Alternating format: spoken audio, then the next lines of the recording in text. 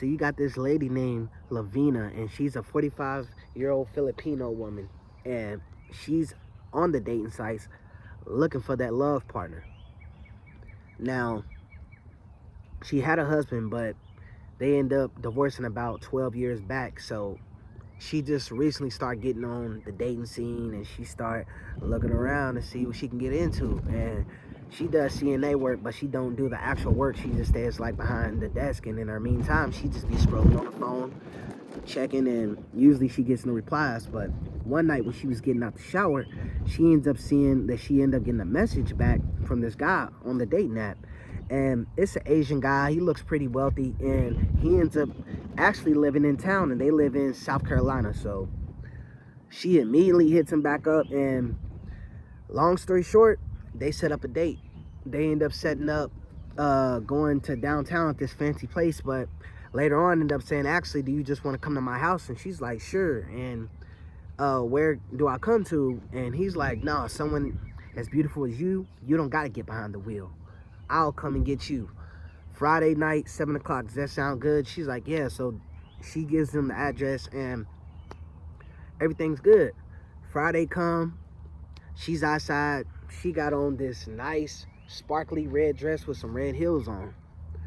And he pulls up in this new, like, fancy 2024 Mercedes Benz, and he gets out, red button-up shirt, black dress pants, and he's kind of short. She's kind of taller than him, but he opens up the door, and she gets in, and on the way, they're just talking. And first, it's like they're in the city, then they're driving past houses, and then they're just on like a dark road. And eventually, as they're talking, she says like, hey, you live pretty far out. And he's like, yeah, sorry, I bought a house about 3 years back, so I kind of live out in, the distance away from everybody. So she's like, okay. So they pull up, long driveway, fancy house. They go in, he types in the code, and the door's locked or whatever. She found that kind of odd, but she got locks in her house too. She's like, all right, cool. So everything's good. They go on the back patio. He pours up some wine, and he put on some nice music or whatever.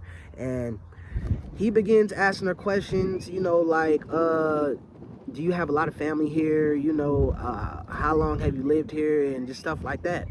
But eventually, she starts getting real weak and real sleepy. So in mid-sentence, she was just about to talk about her family and stuff. She just passes out. And she remembers vivid stuff like, sorry y'all, she remembers vivid images like getting carried upstairs, then she'll pass out. Then she'll wake up, she'll be on the bed, and he'll be unbuttoning his shirt, she'll pass out. He'll be playing loud, like Asian kind of like rap music. And she couldn't respond to none of this because she kept passing out.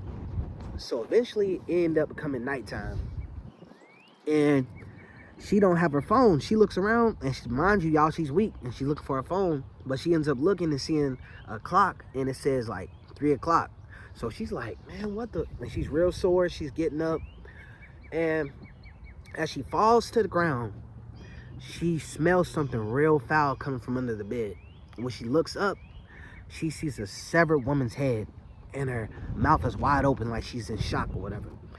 So she almost screams, but she stops herself, and he moves around. He's still asleep in the bed. So she backs up, on all fours out of the room, and as she goes down the stairs, she kind of falls when she gets towards the bottom, but she looks up to see her keys right there.